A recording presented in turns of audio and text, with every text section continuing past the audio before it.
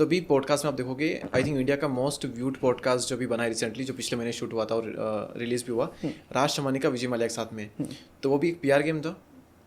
देखो इसको दोनों पर्सपेक्टिव समझते हैं कि एक XYZ जो पॉडकास्टर है, फॉर एग्जांपल राज शमानी जी है ना, अब उन्होंने इतना बड़ा पॉडकास्टर जो पॉडकास्ट वाले बंदे हैं, फॉर एग्जांपल वो विजय माल्या जी, इनका पॉडकास्ट किया, तो ये नॉर्मल पर्सन तो नहीं है। ठीक है, पहली चीज़। अच्छा, मैं इसके कुछ फैक्ट बताता हूँ कि ये पीआर गेम है या नहीं, वो जनता खुद डिसाइड करेगी।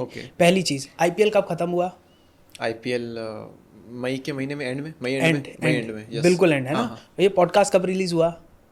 अगले 4 दिन बाद है ना।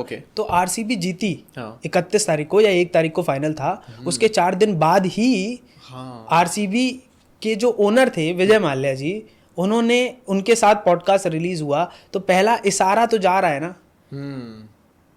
क्यों किया, है ना। सही है। दूसरी चीज़, अच्छा मैं कह रहा हूँ आज विजय माल्या जी के ऊपर इतने सारे केसेस थे, बहुत सारी एक्टिविटीज़, फ्रॉड न्यूज़, अचानक से उनके दिमाग में ऐसा क्या आया जिसके लिए वो राज शमानी के साथ ही पॉडकास्ट करने के लिए राजी हुए?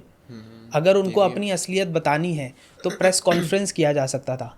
आज दुनिया में कोई भी पॉजिटिव न्यूज़ फैलाई जाती है या कोई भी स्टेटमेंट दिया जाता है, आपने देखा होगा हर्षद मेहता स्कैम भी जब हुआ तब वो प्रेस कॉन्फ्रेंस हुई, वो पॉडकास्ट नहीं हुआ, जहाँ उन्होंने ये प्रूव किया था, है ना, जहाँ जो हमारे PV नरसिम्हा राव के ऊपर उन्होंने, जो हमारे एडवोकेट जी थे, उन्होंने सारा स्टेटमेंट दिया था, राइट। सो वो प्रेस कॉन्फ्रेंस हुई, बट यहाँ पर पॉडकास्ट का सहारा लिया जा रहा है क्योंकि पॉडकास्ट ट्रेंड में है, इसलिए भी पहली चीज़ ट्रेंड में है। दूसरी चीज़, you can manipulate the other person, उसको आप बता सकते हो कि क्या आप क्वेश्चन पूछने हैं, उसको आप बता सकते हो क्या क्वेश्चन नहीं पूछने। वो सामने वाला पर्सन आपको इस तरीके से क्वेश्चन नहीं पूछ सकता कि आप ऑफेंड हो जाओ, बिकॉज ये आपने परमिशन दी है पॉडकास्ट करने के लिए, राइट। बट जर्नलिस्ट परमिशन लेके नहीं आता, जर्नलिस्ट माइक लेके लग जाता है, पूछता हो सकता है आप खुद ही भाग के चले जाते हो, because they ask offensive questions.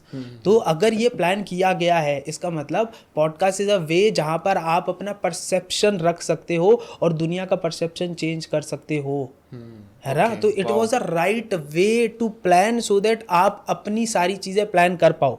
दूसरा एग्जांपल और देता हूँ, इस पूरे पॉडकास्ट में आप देखो तो इन्होंने बहुत इमोशनल गेम खेला है विजय माल्या वाले पॉडकास्ट में। आपने पूरा देखा पॉडकास्ट? पूरा पॉडकास्ट तो नहीं देखा है, बट बीच बीच में सारी चीज़ें देखी है मैंने, है ना। तो इमोशनल गेम क्या खेला है? इमोशनल गेम ये खेला है कि देखो जनता जानती है और हर एक एम्प्लॉय जानता है कि इनने बुरा काम किया, ठीक है। हर एक एम्प्लॉयज़ की, जाने कितने एम्प्लॉयज़ हैं, उनको सैलरी नहीं दी गई, but what he did, he shifted the blame to the government. उन्होंने अपने ऊपर कोई ब्लेम ही नहीं लिया। हाँ, ऐसा लगता है उसके पॉडकास्ट को देखकर कि उससे हमें पैसे नहीं लुटाने, हमें उससे पैसे लुटाने, ऐसा लगता है। तो उन्होंने अपना पूरा एनवायरनमेंट ऐसा शिफ्ट कर दिया कि भाई मैं तो बहुत लाचार हूँ, मैं तो बहुत बेचारा हूँ, मेरे को तो जितना देना था उससे ज़्यादा भी दे दिया, मेरे पीछे पड़े हुए हैं। मैं देना भी चाहता था, बट मेरी सिचुएशन ऐसी नहीं थी कि मैं दे पाता, मेरी कंपनी सीज हो गई थी, इस चक्कर में मैं नहीं दे पाया। सो यहाँ पर उन्होंने सारी चीज़ें ऐसी बताई हैं जहाँ पर उनसे ब्लेम हट सके और वो एक बेचारा फील करा सके जनता को, राइट। तो ये सारा पीआर गेम है ना। ये पीआर गेम, यहाँ पर 2 चीज़ें हैं दीपक भाई। एक चीज़ लोगों को लग रहा है विजय माल्या के लिए पीआर गेम है, बट मैं कह रहा हूँ ये राज शमानी के लिए भी तो पीआर गेम था। अगर राज शमानी विजय माल्या का पॉडकास्ट नहीं करते तो क्या 26 मिलियन जाते उस पर व्यूज़? 26 मिलियन नहीं जाते, कपिल शर्मा शो में इनवाइट नहीं किए जाते, कपिल शर्मा शो में इनवाइट नहीं किया जाता, नंबर 1 पॉडकास्टर नहीं बनते, इतनी हाइप क्रिएट नहीं होती, और इतनी हाइप राज शमानी की पूरी लाइफ में कभी क्रिएट नहीं हुई, कभी नहीं होती। एंड एक चीज़ आप देखो, ऐसा कोई भी अभी तक हिस्ट्री में पॉडकास्ट नहीं है जिसके ऊपर इतनी सारी न्यूज़ बनी हो। करेक्ट, उतनी बातें हुई हो, हम एक पूरा पॉडकास्ट कर सकते हैं इसके ऊपर, जो कि हम कर रहे हैं। करेक्ट। तो आप ये देखो कि दोनों का पीआर है। राज शमानी का पीआर ये था कि भाई मैं किसी ऐसे बंदे को लाया जिसको आज तक 9-10 साल से मीडिया ने कवर नहीं किया, so it was his podcast, his PR. But Vijay Mallya का पीआर था कि मैं कैसे जनता तक अपना परसेप्शन जो मैं रखना चाहता हूँ, अपनी जो रियलिटी रखना चाहता हूँ, मैनिपुलेशन करना चाहता हूँ, वो मैनिपुलेट कर पाऊँ। तो ये दोनों के लिए पीआर था। ओके, अच्छा यहाँ पर पीआर में अगर यहाँ पे हम देखें तो दोनों के लिए विन विन सिचुएशन है, राज शमानी के लिए भी, विजय माल्या के लिए भी। लेकिन इसमें तीसरी चीज़ भी इंक्लूड हो रही है। एक तो राज शमानी हो गए, विजय माल्या हो गए, दोनों ने, 2 कंपनी मतलब 2 लोगों ने किया पीआर। तीसरी चीज़ हो गई जिसके लिए पीआर किया गया, वो भी ऑडियंस। तो ऑडियंस के लिए भी क्या है, विन विन सिचुएशन है। ऑडियंस के लिए यहाँ पर ये विन हुई या लॉस हुई, वो कोई भी पीआर करवाता है। देखिए ऑडियंस को मुझे ऐसा लगता है कि आजकल की जो जनरेशन है उसको मैनिपुलेट करना बड़ा ईजी हो गया है, ठीक है। जितनी भी जेन ज़ी जनरेशन है तो मैं उनके लिए सिर्फ एक चीज़ कहना चाहूँगा कि भाई कोई भी चीज़ आप देखो, कोई भी चीज़ आप सुनो, तो अपना परसेप्शन तुरंत उसके टुवर्ड्स पॉजिटिव मत बनाओ। बिकॉज आज दुनिया में कोई भी कंटेंट क्रिएट हो रहा है वो आपका परसेप्शन चेंज करने के लिए और आपको इन्फ्लुएंस करने के लिए ही बनाया जा रहा है। तो आज विजय माल्या का करने के बाद बहुत, even I was thinking literally थोड़े समय के लिए तो मेरे को भी लगा कि यार कितना बेचारा आदमी है यार, गवर्नमेंट ने इसके साथ धोखा किया।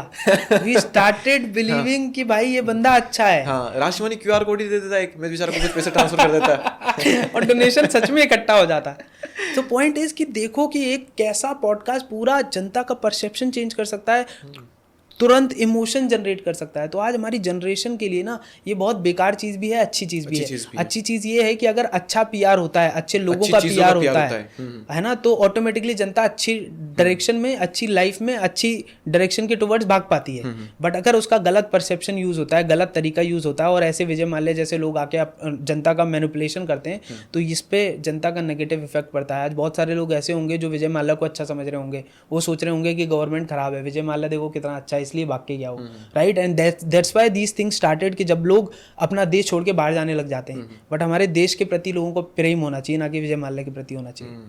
दोस्तों, डीप कास्ट की अगर ये क्लिप आपको इन्फॉर्मेटिव लगी हो तो आप हमारी इस मेहनत को बिल्कुल फ्री में सपोर्ट कर सकते हो, सिर्फ और सिर्फ सब्सक्राइब बटन पे क्लिक करके। तो मिलते हैं नेक्स्ट क्लिप में। Thank you so much.